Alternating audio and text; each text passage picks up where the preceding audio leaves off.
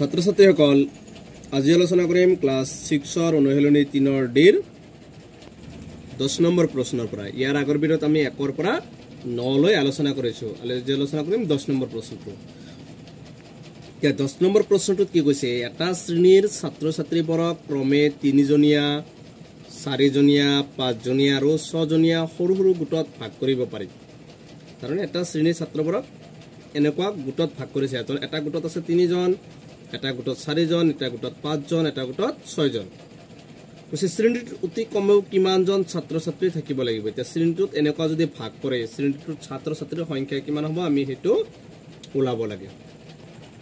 দিয়া আছে আমি এখানে লিখিলাম যে এটা শ্ৰেণীৰ ছাত্ৰ ছাত্ৰীবোৰৰ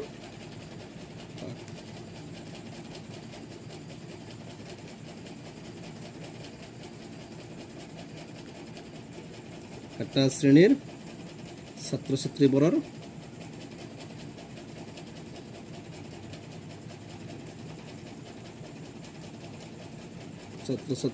ভাগ কেইজনীয়া। প্ৰথমটো আছিল কিমান 3 জনীয়া, তাৰ পিছত আছে কিমান 4 জনীয়া, তাৰ পিছত আছে 5 জনীয়া আৰু শেষত আছে 6 জনীয়া। এইকেইটা ছাত্ৰ ছাত্ৰী সৰু সৰু গোটত ভাগ কৰিছিল। এতিয়া আমি এই গোটেইকেইটাৰ কি ওলাম লহাগু ওলাম। তেকে 3,4,5,6 লহাগু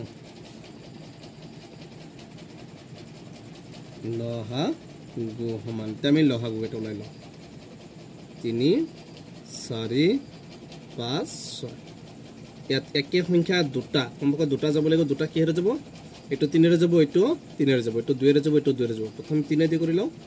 3 দি 3ক একবাৰ, 3 দি 4ক নাযায়, এনেকে নমাই আনিবা। 3 দি 5কো নাযায়, ডাইৰেক্ট নমাই আনিবা। এবাৰ 3 দি 6 কেইবাৰ যাব 2 বাৰ। এইবাৰ চাবা দুটা সংখ্যাক যেতিয়ালৈকে যাব তেতিয়ালৈকে আমি হৰণ কৰিব লাগিব। এইটো 2 ৰে যাব, এইটো 2 ৰে যাব। 2 ৰে কৰিম, 2 দি 2ক নাযায়, নমাই আনিবা। 2 দি 4ক কেইবাৰ যাব 2 বাৰ যাব। 2 দি 5ক নাযায়, গতিকে ডাইৰেক্ট 5টো নমাই আনিবা।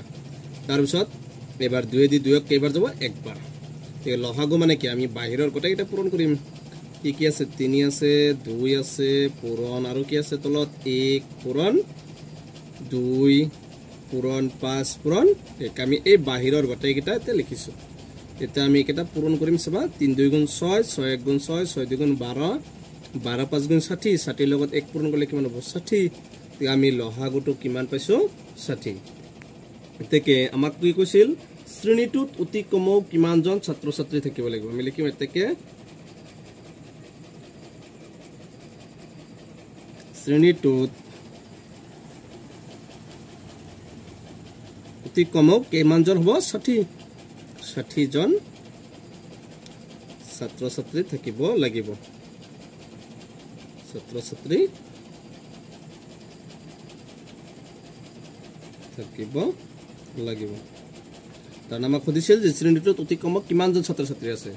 আমাক কি কৰিছিল, ভাগ কেইটা দি আছিল। এতিয়া আমি ছাত্ৰ ছাত্ৰী কেইটা ওলাইছো। আমি লহাগুটো কিমান আছে 60। এই লহাগুটি আমাৰ আনসাৰ হ'ব। গতিকে আমি লিখিছো শ্ৰেণীটোত অতি কমেও 60 জন ছাত্ৰ ছাত্ৰী থাকিব লাগিব। তেতিয়া আমি 4 5 6 গোটত ভাগ কৰিব পাৰিম। এইটো হৈছে আমাৰ 10 নম্বৰটোৰ আনসাৰ।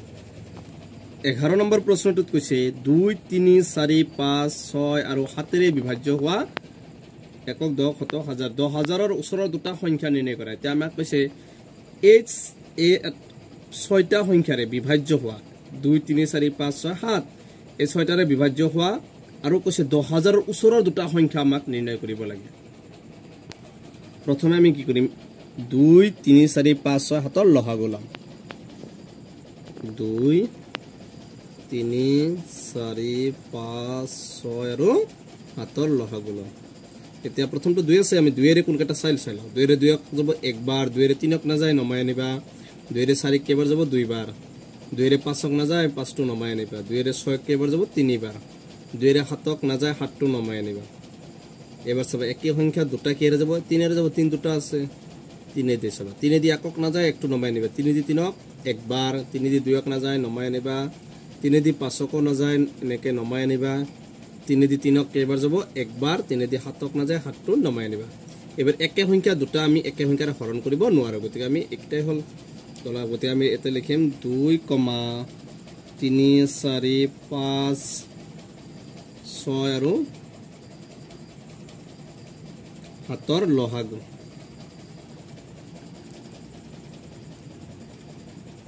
লহাগুটো কিমান হ'ব আমি গটেই এটা বহাব পাৰিম না ডাইৰেক্ট পূৰণ কৰি দিও 2 3 গুণ 6 6 গুণ 6 6 গুণ 6 6 গুণ 12 12 5 গুণ 60 60 1 গুণ 60 60 7 গুণ কিমান হ'ব 7 6 গুণ 42 420 আমি লহাগুটো এই 6টা লহাগু আমি কিমান পাইছো 420 তে আমাক কৈছে যে এই 6টাৰে 2 3 4 5 6 7ৰে বিভাজ্য হোৱা 10000 তাৰ নাম কৈছে 10000ৰ ওচৰৰ দুটা সংখ্যা আমাক ওলাব লাগে এবাৰ আমি কি কৰিম এই 420 ৰে আমি 10000 টো হৰণ কৰিম যেটো আমি লহাগুটো কিমান 420 420 ৰে আমি 10000 হৰণ কৰিম প্ৰথমে আমি 4 ঘৰ লও 4 ঘৰ ললে কেইবাৰ যাব 420 দুইবাৰ ললে 2 0 গুণ 0 2 2 গুণ 4 2 4 গুণ 8 কিমান হ'ব 840 গতিকে আমি দুইবাৰ লব পাৰিম কাৰণ দুইবাৰ ললে কিমান হ'ব 1000 হ'ব গতিকে আমি 840 টো পাম দুইবাৰ 840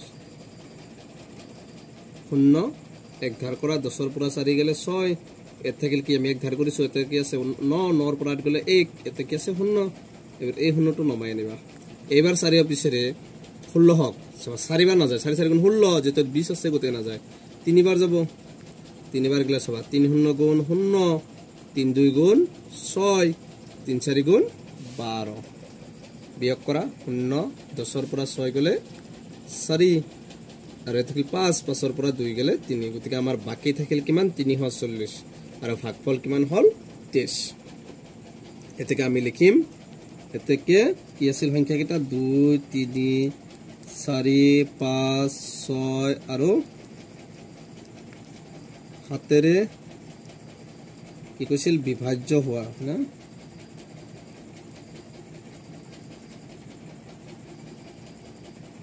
হাতৰে বিভাজ্য হোৱা 10000 যেহেতু 10000 কৈছিল 10000ৰ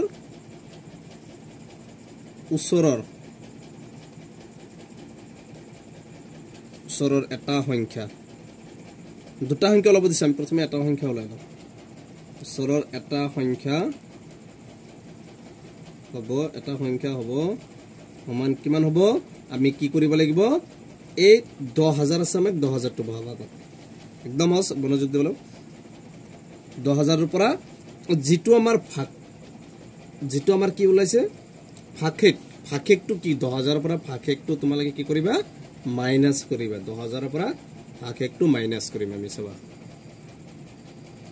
340 টো আমি মাইনাস কৰিম ভাগশেক আমাৰ 340 0 এক ধাৰ কৰা 10ৰ পৰা 4 গলে 6 এত থাকিল কিমান 9 9 ৰ পৰা 3 গলে 6 এতে 0 আছে 0 যেটা 0 আছে হেতু কি থাকে 9 9 থাকে 9 একৰ একটো ধাৰ কৰিছিল গতিকে আমি প্ৰথমটো পাইছো আমি কিমান 9660 এটো হৈছে আমাৰ 2 3 4 5 6 আৰু 7 ৰে বিভাজ্য হোৱা 10000ৰ ওচৰৰ এটা সংখ্যা হৈছে আমাৰ 9660 এতেকে আমি লিখিম আনটো সংখ্যা আমাক দুটা লব দিছে এবারে মূলাম আনটো সংখ্যা